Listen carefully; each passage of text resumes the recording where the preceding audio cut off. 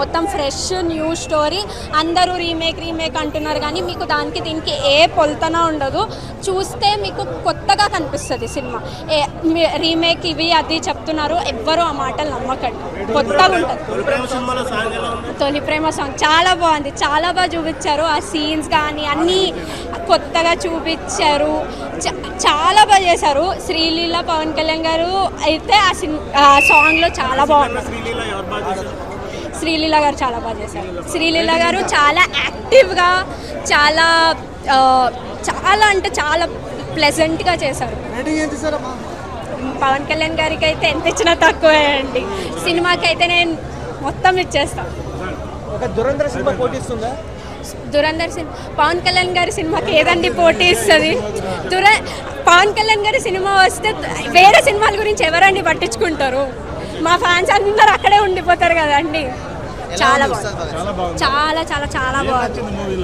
నాకు పవన్ కళ్యాణ్ గారి acting, dance, Pawan Kalyan గారి సినిమా అంటే 1, 2 కాదండి, మొత్తం అన్ని నచ్చితే. ఏం నచ్చింది అంటే ఏం చెప్పగలం.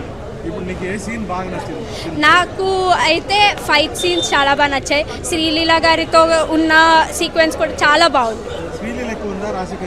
శ్రీలీల గారు ఎక్కువ ఉన్నారు. శ్రీలీల గారి యాక్టింగ్ చాలా బాగుంది. శ్రీలీల గారు చాలా బాగా చేశారు. అలాంటిదేం లేదు కానీ ఉన్న సాంగ్స్, తొలి ప్రేమ సాంగ్ అన్నీ మ్యాచ్ చేసేస్తుంది అంతా. హైలైట్స్ అయితే ఫైట్స్, డైలాగ్స్ అన్నీ. ఇచ్చి పడేసే నక్షత్రం, చిరంజీవి గారి పాట అదైతే అందరూ మొత్తం చాలా ఎంజాయ్ చేశారు. చిరంజీవి గారి పాట రాగానే అయితే చాలా బాగా ఎంజాయ్ చేశారు. నటు తీసుకొచ్చారు అండ్ అపనీతి అని 2 తీసుకొచ్చారు, చాలా బాగుంది. వానవని చాలా బాగా ఇరగదీసే నక్షత్రం, ఇచ్చి పడేసే గోత్రం.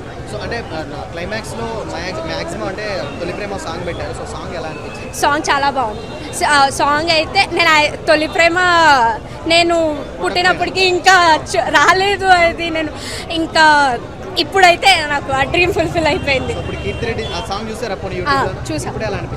ఇప్పుడు అప్పుడు మ్యాజికల్, ఇప్పుడు మ్యాజికల్. ఇప్పుడు ఫ్యాన్స్కి ఇది ఫీస్ట్, అప్పుడు ఫ్యాన్స్కి అది ఫీస్ట్.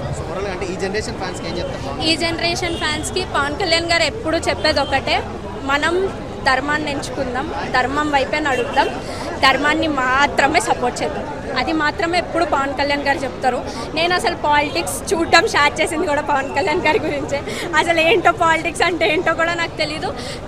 ఆయన గురించి అని చెప్పి ఆయన ఓడిపోయినప్పుడు ఏడ్చా, ఆయన గెలిచినప్పుడు అందరికంటే ఎక్కువగా సెలబ్రేట్ చేసుకున్నాను నేను.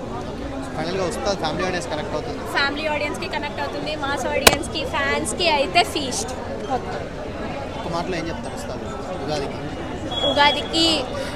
ఈ ఉగాదికి పండగ ఇంట్లో కాదు, థియేటర్లో జరుపుకుంటాం.